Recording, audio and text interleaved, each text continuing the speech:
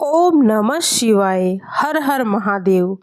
प्रिय भक्तजनों, आज हम शिव चर्चा में सुनेंगे कि सबसे बड़ी भक्ति मनुष्य की कैसी होनी चाहिए। हिमालय की शांत और गूढ़ गुफाओं में मंद मंद हवा बह रही थी। आकाश में पूर्णिमा का चांद अपनी शीतल चांदनी बिखेर रहा था। उसी रात्रि माता पार्वती अपने आराध्य पति भगवान शिव के समीप बैठी हुई थी। उनके मन में एक गहन प्रश्न उठ रहा था। उन्होंने धीरे से भोलेनाथ से कहा, स्वामी, संसार में अनगिनत लोग आपको प्रसन्न करने के लिए विविध साधन अपनाते हैं। कोई मंत्र जप करता है, कोई हवन यज्ञ करता है, कोई कठोर तपस्या करता है, तो कोई आपके चरणों में जल, दूध, बिल्वपत्र आदि चढ़ाता है। किंतु मैं जानना चाहती हूँ, इन सब में सबसे महान भक्ति कौन सी है, जो सीधे हृदय से आपको प्रिय हो जाती है। भगवान शिव ने पार्वती की ओर गहन दृष्टि डाली। उनके त्रिनयन में दिव्य करुणा और असीम ज्ञान की ज्योति छलक रही थी। वे मंद होकर बोले, देवी, तुम्हारा प्रश्न अत्यंत गूढ़ और युगों से साधक इसका उत्तर खोजते आए हैं। भक्ति केवल ब्रह्म आचरण से नहीं होती, बल्कि उसका मूल भाव भीतर छिपा रहता है। मैं तुम्हें आज एक प्राचीन कथा सुनाऊंगा, जिससे यह स्पष्ट हो जाएगा कि सबसे बड़ी भक्ति कौन सी है। इतना कहकर महादेव ने अपनी जटाओं को हल्का सा झटका और एक दिव्य दृष्टि प्रकट कर दी। पार्वती को लगा जैसे वे समय के प्रवाहों में पीछे लौट रही है। सामने एक प्राचीन नगर और उसमें रहने वाला एक साधारण किसान दिखाई दिया, जो दिन रात कठिन परिश्रम करता था, पर हर समय पहले शिव जी का नाम स्मरण अवश्य करता था। भगवान शिव ने कहा, देवी, इस किसान की कथा से तुम समझ पाओगी कि भक्ति का असली स्वरूप क्या है। उस प्राचीन नगर का नाम कृपालपुर था। यहाँ के लोग साधारण जीवन जीते थे, खेती बाड़ी करते और आपस में भाईचारे से रहते। उसी नगर में एक किसान भी रहता था, जिसका नाम था धनंजय। उसका घर कच्ची मिट्टी का बना हुआ था, जिसमें उसकी पत्नी गौरी और 2 छोटे बच्चे रहते थे। धनंजय का जीवन साधारण था, ना कोई बड़ा धन संपत्ति, ना वैभव और ना ही कोई विशेष विद्वता। किंतु उसमें एक विशेषता थी। हर काम की शुरुआत वह ओम नमः शिवाय कहकर स्मरण करता और हर सांस में भगवान शिव को याद करता। सुबह होते ही सबसे पहले अपने गौशाला में जाता, गाय का माथा सहलाकर कहता, भोलेनाथ का आशीर्वाद है कि यह गाय मुझे दूध देती है। खेत में हल चलाते समय भी वह अपने बैलों को थपथपा कर कहता, ये भी महादेव के रूप हैं, जो मेरे लिए धरती को जोत रहे हैं। उसकी पत्नी अक्सर मुस्कुरा कर कहती, तुम हर जगह शिव जी को देख लेते हो, कभी अपने बच्चों, कभी जानवर में, कभी पड़ोसियों में। धनंजय हंसकर उत्तर देता, देवी, जब शिव जी सर्वव्यापक हैं, तो उन्हें केवल मंदिर में ही क्यों खोजें। जो भोजन हम खाते हैं, जो जल हम पीते हैं और जो लोग हमारे आसपास हैं, सब उन्हीं के अंश हैं। नगर के अन्य लोग उसे साधारण और कभी कभी मूर्ख भी मान लेते हैं। कहते हैं यह किसान बहुत भोला है, न पढ़ा लिखा है और न कोई बड़ा पूजा पाठ जानता है, हर समय शिव शिव करता रहता है। किंतु देवताओं की दृष्टि में धनंजय की भक्ति तो अनोखी ही थी। वह ना तो शास्त्रों के कठिन मंत्र को जानता था और न हवन कुंड में आहुति देता, न किसी बड़े यज्ञ का आयोजन करता। उसकी भक्ति का आधार केवल निर्मल हृदय और निस्वार्थ सेवा थी। एक दिन नगर में शिवरात्रि का पर्व आया। नगरवासी सब मिलकर मंदिर में भव्य आयोजन करने लगे। कहीं ढोल नगाड़े बज रहे थे, कहीं लोग दूध दही और बेलपत्र चढ़ा रहे थे। बड़े बड़े पंडित और व्यापारी अपनी हैसियत के अनुसार चढ़ावा चढ़ाने में लगे थे। सोने चांदी के आभूषण तक अर्पित किए गए। धनंजय के पास इतना सब कुछ नहीं था। उसने सोचा, मेरे पास तो बस यह थोड़ी सी खेती और घर का रखा दूध है, मैं इससे बढ़कर क्या चढ़ा सकता हूँ। भोलेनाथ जी को उस रात उसने निश्चय किया और वह अपने खेत में चला गया। वहाँ से सबसे सुंदर और ताजे अन्न के दाने चुने, अपनी गाय का दूध निकाला और एक मिट्टी के घड़े में भर लिया। रास्ते में चलते हुए वह मन ही मन ओम नमः शिवाय का जाप करता रहा। मंदिर पहुंचा तो वहां भारी भीड़ थी। लोग भव्य वस्त्रों में, हाथों में फूल मालाएं, चांदी की थालियां और कीमती उपहार लिए खड़े हुए थे। उनकी चमक दमक ने धनंजय का मिट्टी का घड़ा और चुटकी भर अन्न बहुत छोटा लग रहा था। लोग मजाक उड़ाने लगे, अरे देखो किसान आया है, मिट्टी के घड़े में दूध और मुट्ठी भर अन्न लेकर। क्या भोलेनाथ ऐसे गरीब चढ़ावे से प्रसन्न होंगे? धनंजय मुस्कुराया और बोला, भाइयों, मेरे पास जितना था उतना ही लाया हूँ। मैं दिल से लाया हूँ, यही मेरी पूजा है। वह सीधे शिवलिंग के पास पहुँचा और घुटनों के बल बैठ गया। उसने आंखें बंद की और मिट्टी के घड़ा दोनों हाथ से उठाकर धीरे धीरे शिवलिंग पर उड़ेलने लगा। उसी क्षण मंदिर का वातावरण बदल गया। अचानक हवा में एक अद्भुत सुगंध फैल गई। घंटों की ध्वनि अपने आप गूंजने लगी और लोगों को लगा जैसे स्वयं महादेव शिवलिंग से प्रसन्न होकर मुस्कुरा रहे हो। पंडितों और धनी लोगों ने आश्चर्य से देखा कि उनके सोने चांदी के चढ़ावे फीके पड़ गए, किंतु उस मिट्टी के घड़े का दूध दिव्य प्रकाश में बदल गया। धनंजय के आंखों में आंसू आ गए। जब वह शिवलिंग पर गिरा उसका दूध, तो मानो ऐसा लगा जैसे मानो स्वयं गंगा जल बह रहा हो। पार्वती ने यह दृश्य देखकर पूछा, स्वामी, यह तो अद्भुत है। इतने बड़े बड़े धनी लोग यहाँ सोने चांदी चढ़ा रहे हैं, फिर भी आपकी प्रसन्नता इस साधारण किसान के मिट्टी के घड़े में कैसे दिखाई दी? महादेव ने मंद मुस्कुराकर उत्तर दिया, देवी, यही भक्ति का रहस्य है। सोना चांदी बाहरी वस्तु है, किंतु यह किसान अपने हृदय का भाव मेरे चरणों में अर्पित कर रहा है। सच्ची भक्ति वही है जिसमें मैं और मेरा नहीं होता, केवल प्रेम और समर्पण होता है। यही भक्ति मुझे सबसे प्रिय है। धनंजय की कथा सुनकर माता पार्वती भाव विभोर हो उठी। उनके नेत्रों में करुणा झलक रही थी।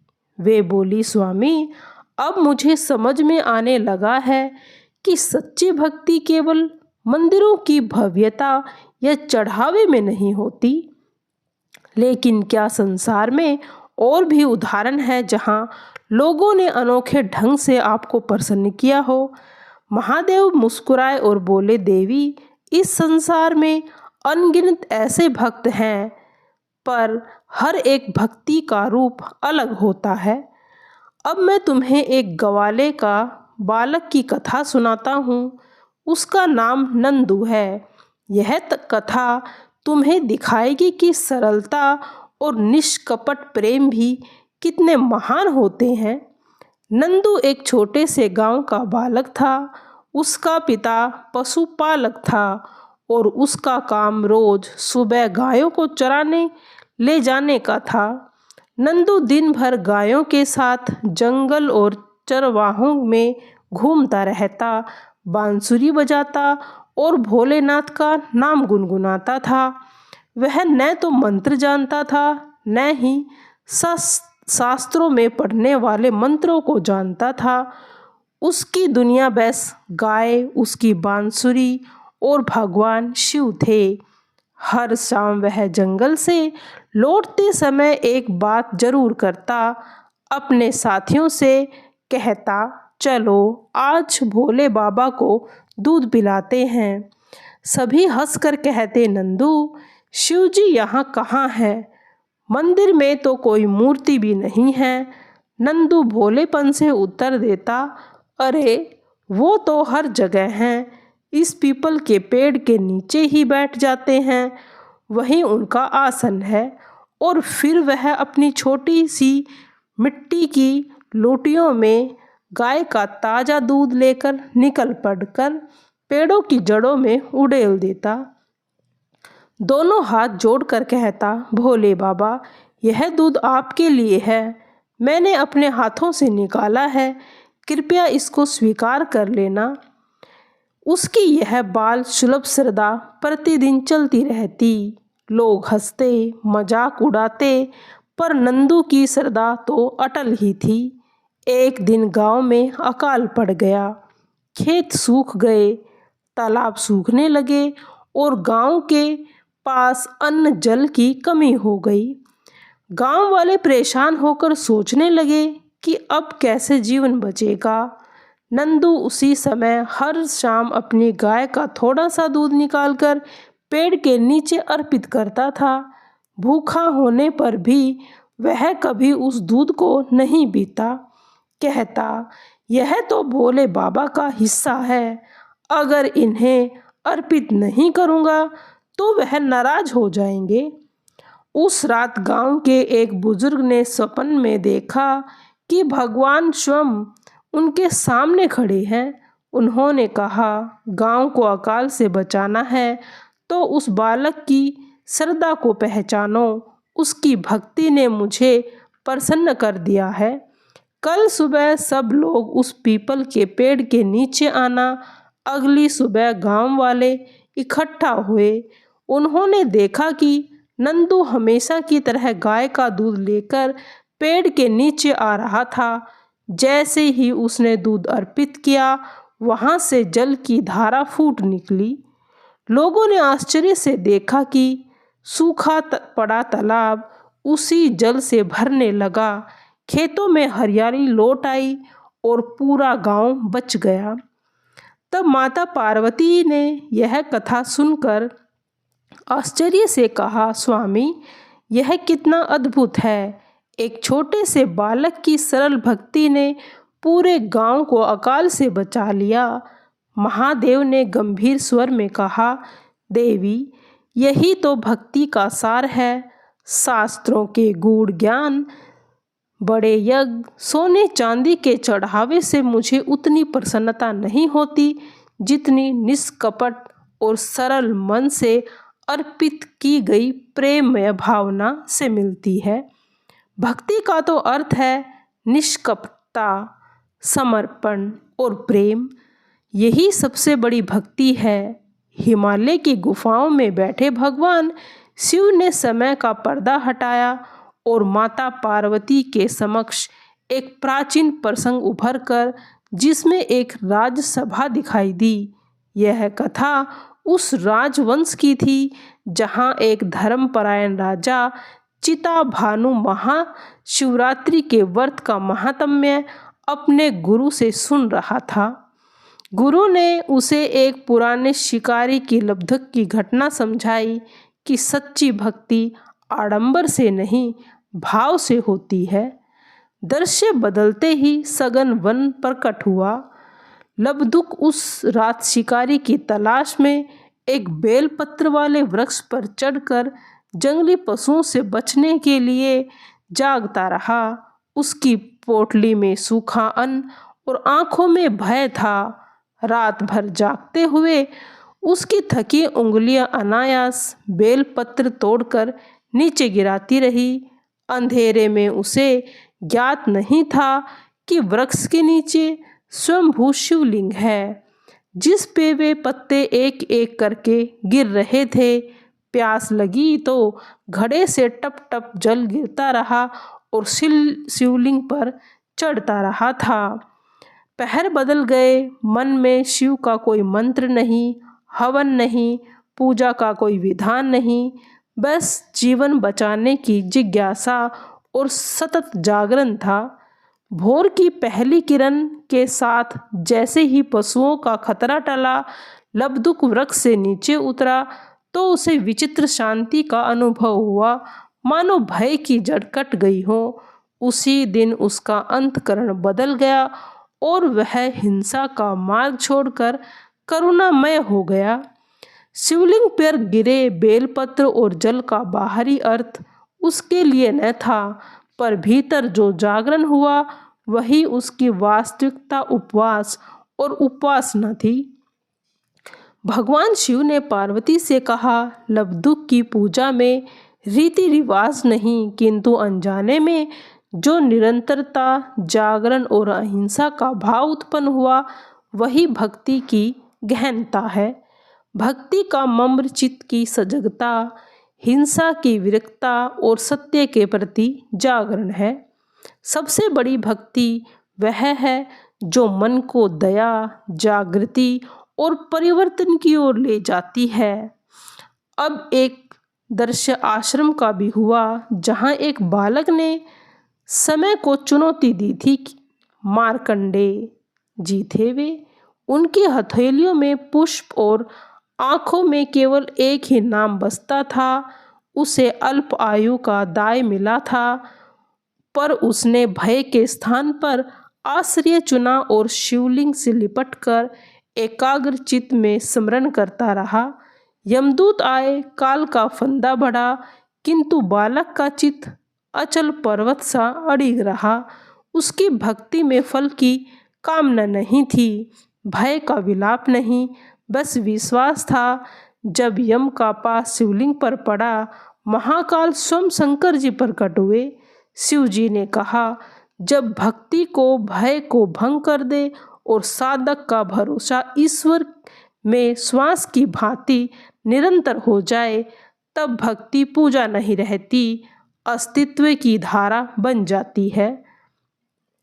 इसी प्रकार से नंदी का चित्त भी बचपन में शिव में ही था।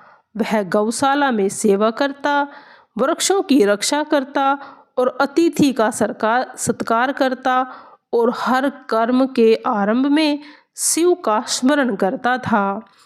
देवताओं ने संकेत दिया भी था कि नंदी की आयु तो सीमित है, किंतु नंदी भयभीत नहीं हुआ। उसने कहा, जो श्वास शिव ने दी है वही श्वास शिव को समर्पित रहेगी। उसके सेवा भाव से प्रसन्न होकर महादेव ने उसे अपना गण बना लिया था।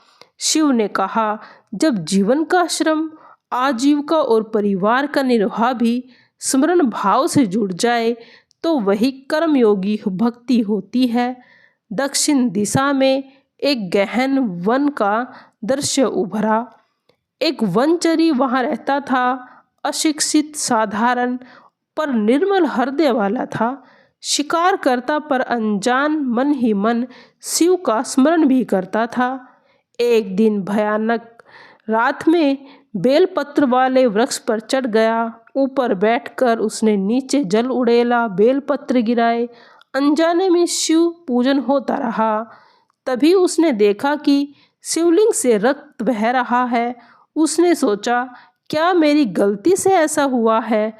उसके भीतर की सत्यता इतनी थी कि उसने नेत्र अर्पित करने का निश्चय किया था। उसने अपना नेत्र शिवलिंग पर रखा, रक्त रुक गया। फिर भी धारा फूटी तो उसने दूसरा नेत्र अर्पित करने का संकल्प लिया। तभी धरती कांपी और भगवान शिव प्रकट हुए। शिव ने उसे रोक कर कहा, वत्स, तुम्हारी भक्ति ने मुझे प्रसन्न कर दिया। तुम्हारी दृष्टि कहीं नहीं जाएगी। और वंचारी की आंखें स्वर्ण ज्योति से भर उठी। इसके बाद एक विनत चरवाहा दिखाई दिया जिसे मंदिर में प्रवेश निषिद्ध था। वह भी खड़ा दूर होकर शिव को प्रणाम करता, रात में गाता, जिसकी विनय से स्वयं नंदी की मूर्ति एक ओर खिसक गई ताकि उसे दर्शन मिल सके। वह दूसरों की सहायता करता, यही उसकी पूजा थी। इसके बाद मैत्रेय नाम की एक गृहस्थ स्त्री का प्रसंग आया, जो रोज तुलसी को जल देती, रसोई में पशु पक्षियों के लिए अन्न रखती, पड़ोसियों की सेवा करती। विपत्ति आने पर भी उसने खर्च घटेगा पर करुणा नहीं।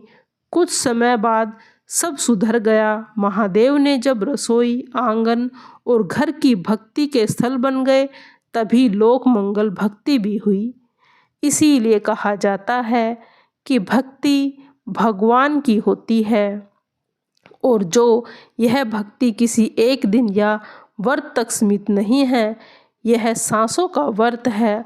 अंत में उन्होंने लोक धर्म और आत्मा धर्म में संतुलन की यह कथा भी थी कि भक्त से बढ़कर कुछ नहीं होता। उनकी सेवा से जप जोड़ा और उनकी साधना रसपूर्ण होती है। प्रिय भक्तों, आपने सुना कि सबसे भक्ति बड़ी कौन सी है? यज्ञ वैभव नहीं, प्रेम, करुणा, सेवा और समर्पण में है।